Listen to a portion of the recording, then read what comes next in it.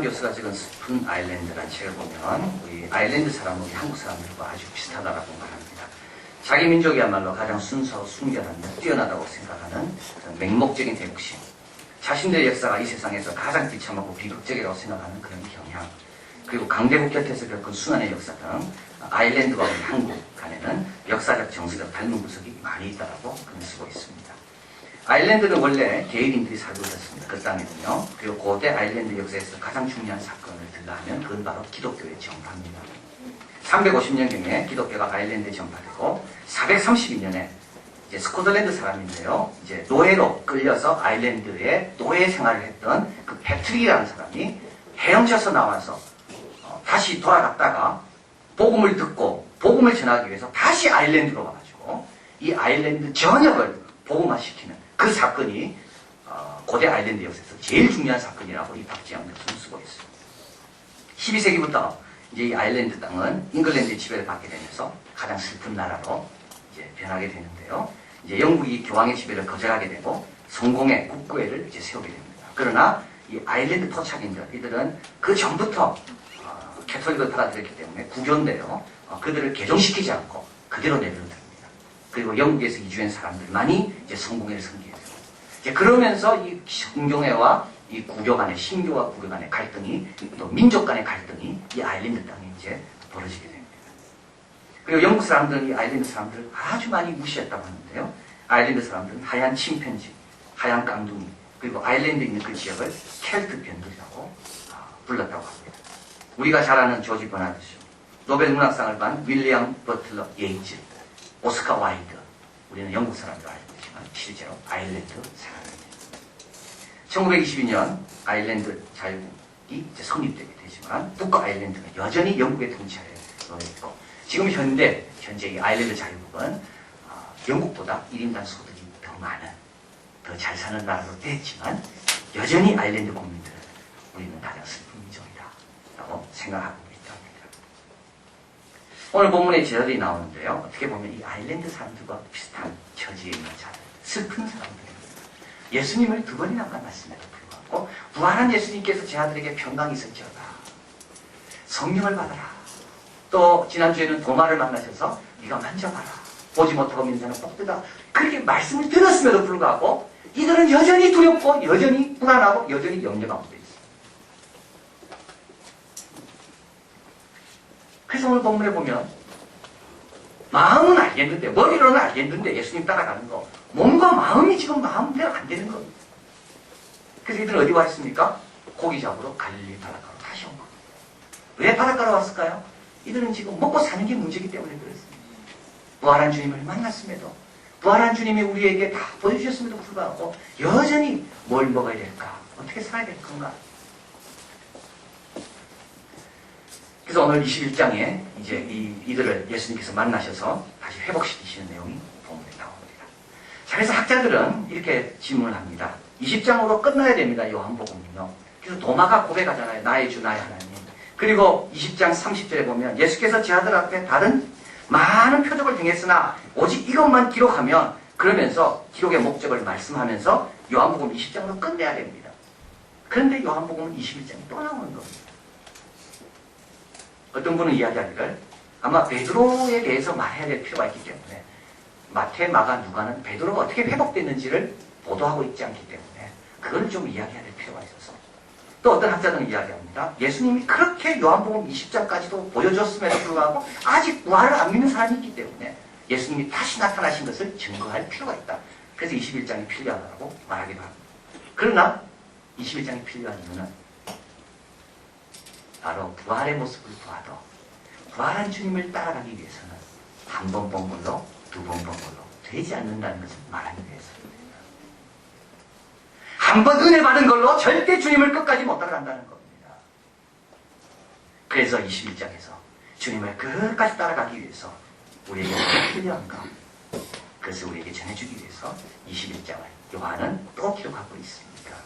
자, 오늘 본문에서 우리 슬픔에 빠진 우리 제자들에게 들었지만 또 흔들리고, 알지만 실천하지 못하고, 또 다시 옛날의 관성의 법칙에 의해서 옛날에 익숙한 것으로 또 돌아온 제자들에게 주님께서 어떻게 하시는가를 보면 우리도 주님을 끝까지 따라가기 위해서 어떻게 해야 되는가 알 수 있게 됩니다. 첫째는 뭐냐면 우리 주님을 계속 주님의 말씀을 계속 드려야 됩니다.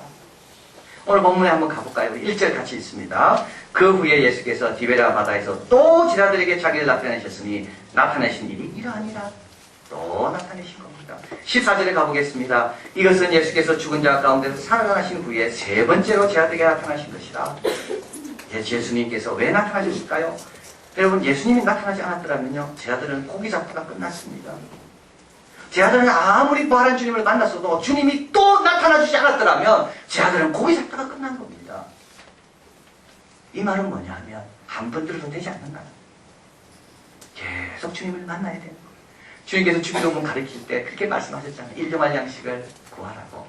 매일매일. 이거는 육적인 양식뿐만 아니라 영적인 양식도 매일매일 구해야 된다는 겁니다. 여러분, 어느 누구도 끝까지 갈 수 있는 사람 아무도 없어요. 끝까지 간 사람의 특징은 위대해서가 아니라 매일매일 하나님의 말씀의 도움을 받았기 때문에 끝까지 간 겁니다. 주님은 아십니다. 오늘 여러분들이 은혜 받고 충만해도 내일 변할 거를 주님은 아십니다. 교회에서는 믿음이 좋지만 직장에 가서는 무너질 거를 주님은 아십니다. 그래서 주님은 직장에 또 가 계셔서 만나려고 기다리고 계시는 겁니다. 우리의 심지가 견고하지 않다는 건 주님은 아십니다. 오늘 받은 은혜는 오늘로 족하다는 걸 주님은 아십니다.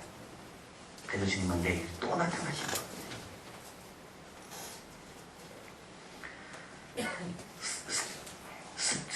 스티브 파라라는 분이 하나님의 사람이라는 책에서 삶이란 어떻게 시작하느냐가 아니라 어떻게 마치느냐가 더 중요하다고 글을 쓰고 있습니다. 여러분, 맞죠? 어떻게 시작하는 출발은요, 누구나 잘할 수가 있어요. 출발 못하는 사람은 아무도 없어요. 그러나 잘 마치는 사람은 많지 않습니다. 자, 인생을 조금이라도 살다 보면요, 영광스럽게 마치는 게 얼마나 어려운지를 알게 됩니다. 인생이 얼마나 힘든지를 모를 때는 그냥 잘 마치는 건 당연한 걸로 알지만 실제로 인생을 알다 보면 잘 마친다는 거, 영광스럽게 마친다는 게 얼마나 어려운지. 그런 이 책에서 이렇게 말합니다. 완주하는 자가 적다는 거예요. 완주하는 자가. 약속의 땅에 출발한 60만 명의 20세 이상의 싸울 만한 사람 가운데 가나안 땅에 들어간 사람은 2명밖에 없습니다. 12명의 정탐꾼을 보냅니다. 힘있게 똑같이 출발했지만 그 중에 10명은 그 자리에서 죽습니다.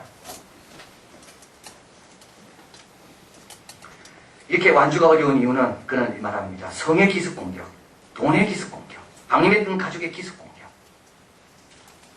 이런 복병들 때문이라는 겁니다. 갑자기 찾아오는 유혹들, 갑자기 우리를 찾아오고 공격하는 것들, 이런 복병들. 성공도 복병이라고 말합니다. 성공이 얼마나 위험한 건지. 성공은 얼음과 같다고 그는 말하는데요. 얼음은 겉으로 보기엔 투명하고 깨끗해 보여요. 실제 갖다 대면 얼마나 차고 얼마나 무서운지. 그래서 주님은 그걸 아십니다. 그래서 주님은 또 찾아와 주시고, 그래서 우리는 양은 목자 없이는 안 되는 거예요. 양임을 아는 사람은 늘 목자 곁에, 목자 가까이 머물러야 되는 거예요. 요한계시록 10장에 보면 작은 책의 계시가 나옵니다. 힘센 천사가 나오죠. 한쪽 발은 땅을 밟고 한쪽 발은 바다를 밟고 있고요. 그리고 이제 머리에는 그 무지개가 뒤로 쭉 나와 있고, 그리고 얼굴은 해가 치고 있고, 발을 보니까 발에는 불기둥 같은 것이 있습니다. 근데 그 손에 작은 책이 펴져 있습니다. 펴져 있기 때문에 얼굴이 빛나는 겁니다. 펴져 있기 때문에 언약 안에 있는 겁니다. 펴져 있기 때문에 발이 불기둥의 인도 따라 가는 겁니다. 우리 주님은 그 환상을 보여주시고 사도 요한 보고 이렇게 말씀합니다. 그 책을 네가 취하라. 그 책을 먹어라. 그러니까 입에는 달고 배에는 씁니다. 여러분, 이게 진리입니다. 입에 단 것만 먹으면 안 되고요. 쓴 것도 먹어야 됩니다. 말씀은 그렇습니다. 근데 쓴 것, 단 것을 다 경험하니까 어떻게 됩니까? 주님이 사도 요한에게 이야기합니다. 다시 예언해라. 주님의 일을 할 수 있는 힘을 다시 얻는 겁니다. 자, 그래서 우리도 매일매일 주님을 만나야 됩니다. 매일매일. 오늘 본문을 생각합니다. 섬뜩하지 않습니까? 이때 주님 안 나타나셨다. 이때 주의 음성 안 들었다면 제 아들은 어떻게 됐을까? 네. 그래서 매일매일 만날 때 어느덧 주님과 함께 멀리 깊은 곳으로 가게 된다. 두 번째로 오늘 본문에서 우리가 주님을 끝까지 따라가기 위해서 또 우리에게 주시는 말씀이 있는데 그것은 일보다 관계를 앞세우라는 말입니다. 일보다 관계. 자, 오늘 본문에 보면 이 본문은 어디입니까? 오늘 본문은 일하는 곳이죠. 일터입니다. 그게 고기 잡는 곳입니다. 그래서 밤이 맞도록 일했습니다. 일 열심히 했습니다. 그런데 얻은 것이 하나도 없습니다. 여러분, 우리 주님은 우리 보고 게으르라고 말하지 않고 열심히 일하라고 말합니다. 그런데 일할 때 항상 먼저 주님과 관계부터 회복하고 그 다음에 일하라고 말씀합니다. 오늘 본문에 한번 가보겠습니다. 3절에 시몬 베드로가 나는 물고기 잡으러 가노라 하며 저희가 우리도 함께 가겠노라 하고 나가서 배에 올랐으나 입안에 아무것도 잡지 못하였더니 4절에 날이 새어갈 때 예수께서 바닷가에 서셨으나 제 아들이 예수인지를 알지 못하는지라. 5절 같이 읽을까요? 예수께서 이르시되 얘들아 너에게 고기가 있느냐 대답하니 없나이다. 6절이 있습니다. 가라사대 그물을 배 오른편에 던지라 그리하면 얻으리라 하신데 이에 던졌더니 고기가 많아 그물을 들 수 없었더라. 일 안 하는 게 아닙니다.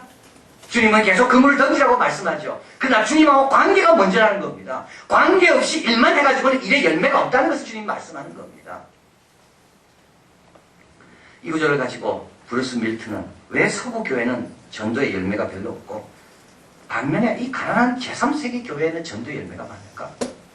서구 교회는 더 좋은 프로그램, 더 좋은 시설, 더 연구된 결과물들이 많은데도 불구하고 열악한 제3세기 교회는 열매가 많은데 왜 서구 교회는 열매가 없는가? 그래 이렇게 말합니다. 거기에 방법은 많아도 주님이 안 계십니다. 비결이 많아도 거기에 주님이 계시지 않습니까? 비결은 나쁜 게 아닙니다. 그러나 여러분 비결을 너무 찾다 보면 주님 없이 비결만을 의지하게 됩니다. 오늘 본문에서 주님은 그걸 원치 않으시는 겁니다. 자, 오늘 본문에 보면 주님께서 참 제자들과 너무 아름다운 관계를 맺는 게 나옵니다. 10절에 예수께서 6절 가볼까요? 6절에 올라보니 숯불이 놓여 있습니다. 그 위에 생선이 놓였고 떡도 있습니다. 우리 예수님께서 지금 다 차려놓은 겁니다. 그리고 제 아들 보고 지금 잡은 생선을 좀 가져오라. 그리고 12절에 예수께서 와서 저 하나 먹으라.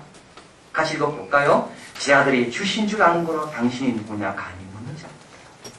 이 구절은 참으로 우리로 하여금 많이 묵상하게 하는 구절입니다. 이 무슨 뜻입니까?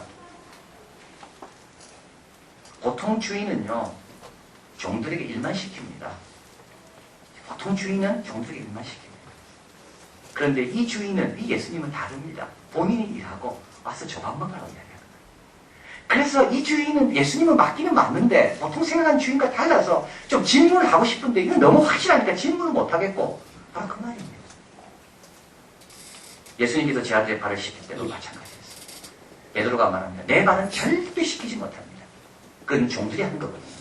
근데 예수님 그때 이야기하죠. 만약에 내가 네 발을 씻기지 않으면 너와 나는 상관이 없다. 이 구절은 뭘 말하죠?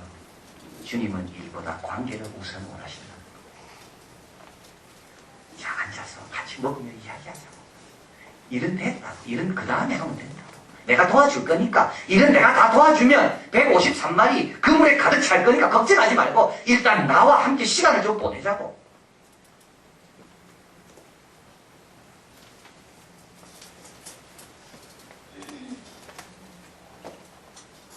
제임스 에머리 화이트가 적은 하나님이 갈망하는 기도를 보면 우리 삶에는 간청으로 가득 차 있다고 말합니다.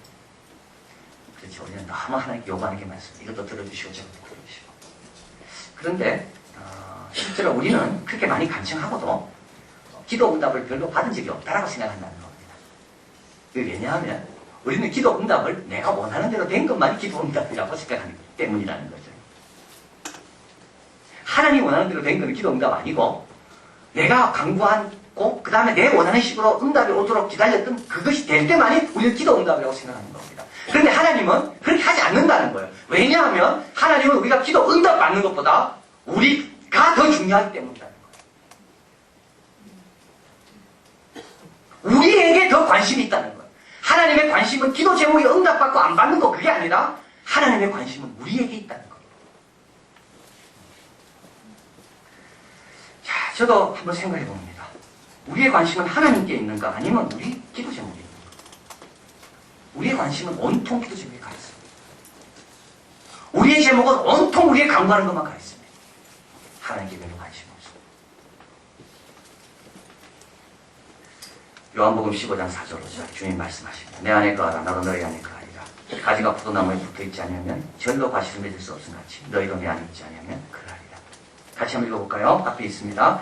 나는 포도나무요 너희는 가지니 저가 내 안에 내가 저 안에 있으면 이 사람은 과실을 많이 맺나니 나를 떠나서는 너희가 아무것도 할 수 없습니다. 주님 먼저 뭐 하라고요? 내 안에 붙어 있으라는 겁니다. 과실 맺는 것은 나중에 생각하고 먼저 내하고 함께하자. 여러분 이건 어디서 되어진 일이라고요? 일터입니다. 일터. 일하는 곳입니다. 일하는 곳에 가더라도 먼저 하나님 내가 왔습니다. 오늘 하나님 나를 통하여 뭘 이루려고 하시며 그것도 먼저 하는 겁니다. 가정에서 아이들 만나기 전에 먼저 하나님이 이제 일어납니다. 아이들과 함께 하나님 뭘 원하십니까? 그렇게 하나님과 교제하라는 겁니다. 관계 또 관심을 가질 때 우리는 주님의 음성을 듣게 되고 주님의 그 도움으로 인하여 일도 더 잘할 수가 있다. 끝까지 갈 수가 있다. 자, 마지막으로 오늘 본문에 주님께서 또 우리에게 주시는 것이 있는데요. 끝까지 가기 위해서는 가장 좋은 것은 아직 오지 않았다고 생각하는 거라는 뜻입니다. 자, 여러분 우리가 이제 오늘 본문에 주님께서 오른쪽으로 그물을 던지라고 했습니다. 이제 이때 이렇게 생각할 수 있습니다. 아니 그 밤새도록 오른쪽으로 던져봤습니다. 밤새 던져본 겁니다. 여러분 우리 이렇게 반응 많이 합니다. 기도하십시오. 기도 다 해봤습니다. 성경 다 읽었다니까는요. 여러분 다 그렇게 반응합니다. 예배 좀 열심히 나와. 예배 나와봐도 별 달라진 거 없던데요. 만약에 제 아들이요 오른쪽으로 던져라 했어요. 그 오른쪽 던져본 겁니다. 그랬더라면 주님께서 못 따라갑니다. 더 좋은 걸 경험 못하는 겁니다. 오늘 본문은 누가복음 5장에 있는 본문과 너무 비슷합니다. 어떤 학자는 그래서 그걸 요한이 뒤에 갖다 놓은 거 아닌가. 근데 다릅니다. 뭐가 달라요? 결과가 다릅니다. 자, 이게 중요한 겁니다. 여러분 그때 누가복음 5장에 예수님께서 깊은 데서 던지자고 그랬습니다. 오늘은 오른쪽으로 던져요. 별 차이 없는 것 같아요. 그때는 그물이 안 찢어졌습니다. 오늘은 그물이 찢어지지 않습니다. 그물이 찢어지지 않았기 때문에 지금은 고기 수를 살릴 수가 있었습니다. 그때는 못 살렸습니다. 고기 153마리를 살리는 게 왜 중요하겠습니까? 그때 그물이 찢어졌을 때 얼마나 아쉬웠을까요? 우리가 도대체 주님의 기적으로 잡은 게 얼마인지 한번 알고 싶었는데 근데 요번에는 찢어지지 않는 겁니다. 153마리. 여러분 이 153이라는 숫자는요. 지금 더 많은 사람으로 하여금 영적인 의미를 깨닫게 하는 153이라는 숫자입니다. 어거스틴은 이 153을 이렇게 말씀합니다. 1에서 17까지를 다 더한 거라는 겁니다. 1에서 17까지를 다 더하면 153입니다. 근데 왜 1에서 17까지 더해야 되는가? 왜 17인가? 10은 10계명이고 7은 하나님의 성령의 은사다. 그래서 1에서 17까지 다 더하면 153이 나오는데 그 153이 누구냐면 하나님 명령을 받은 사람으로부터 은혜 받은 사람까지 그 안에 은혜 단계 1까지 믿음의 영웅들의 숫자가 153이라는 것. 또 키렐리우스는 또 이렇게 말합니다. 100은 이방인이고 50은 유대인이고 3은 성부성자습니다. 또 제롬은 이렇게 말합니다. 153은 그 당시 제롬이 살았던 당시 바다에 있는 모든 어종의 숫자가 153. 여러분 주님께서 때로는 그물을 찢어지게 하시고요. 때로는 그물을 찢어지게 하지 않으셔서 고기를 3개도 하십니다. 똑같이 그물을 던지라고 말했지만 주님의 의도하신 바와 주님이 기대하시는 결과는 다릅니다. 그래서 순종해야 되는 겁니다. 오른쪽 여러 번 던져봤습니다. 기도 다 해봤습니다. 그렇지 않다는 거죠.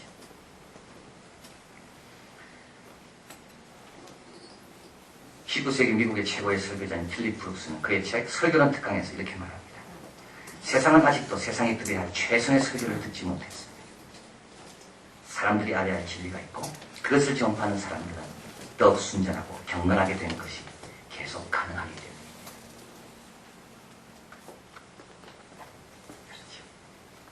저 최고의 설교는 아직 안 나왔습니다. 왜냐하면 제가 아직도 계속 더 발전할 수 있기 때문에. 여러분이 드려야 될 최고의 은혜는 아직 안 받았습니다. 왜냐하면 여러분의 사랑은 계속 변해갑니다.